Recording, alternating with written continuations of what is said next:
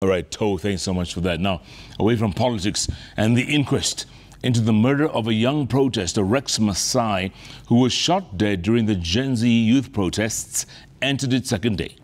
Adamson Bungei, the former Nairobi police chief, distanced himself from any involvement in the killing. Bungei claimed that no shots were fired by his police unit during the protests and suggested that Rex may have been killed by another armed individual, not a police officer. Let's get more from our very own Willie Lusige. The inquest into the death of Rex Masai, who was shot during the Gen Z youth protest on June 20, 2024, resumed from its initial session in December and continued into its second day. It was made as a statement. No, I'm giving you also clearly so you understand because you're coming back again. Adamson Bungei, the former Nairobi police commander at the time of the incident and the current director of police operations, appeared in court to explain what transpired. Shooting does not mean that police are the only one who can shoot. In the melee of that disturbance and also destruction within the city, we have even private firearm owners who can use the same firearm. But the reports that we had during the day, there was no shooting. I would wish to state that at the time, no police officer knew what kind of injury the victim had sustained, and it was only confirmed that it was a gunshot wound when the post-mortem examination was done on 21st. Bungei was questioned about who had given the orders to the police officers seen firing at the protesters. In this case, I want to be very clear that there was no operation order to that matter, or in that specific day. When it goes on, out of hand, it is now the time that the multi-agency approach comes in, and that is when the teams comes from their respective engagements of deployment. He is hereby reminded that he is still on off.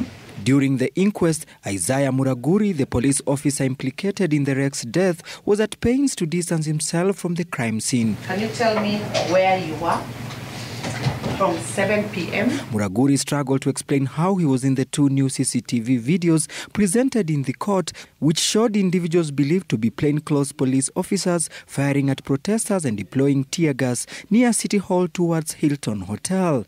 I can describe them as criminals.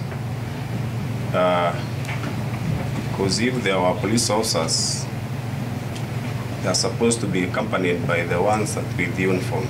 The video showed individuals believed to be Muraguri and his colleagues firing and beating protesters. Muraguri denied being one of them, but acknowledged that he had been stationed at the Kenyatta International Conference Center, KICC, on the day of the incident, though he was not in uniform. No, I can't identify through the face. And you've said that, according to you, are these police officers or who are they? According to me, they are criminals. The way they are working, they are not police officers.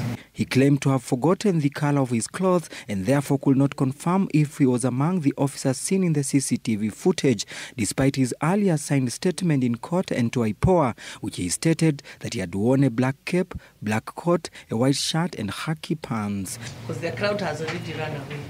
The inquest was also presented with data provided by a communication company that showed Muraguri's phone had been in the area at the time of the incident, recorded near City Hall and other locations such as KICC, Wakulima House, Norwich Union Tower, Karioko and Hotel 680. However, Muraguri denied using that phone on the day of Rex's death, insisting he had stopped using that line long time ago.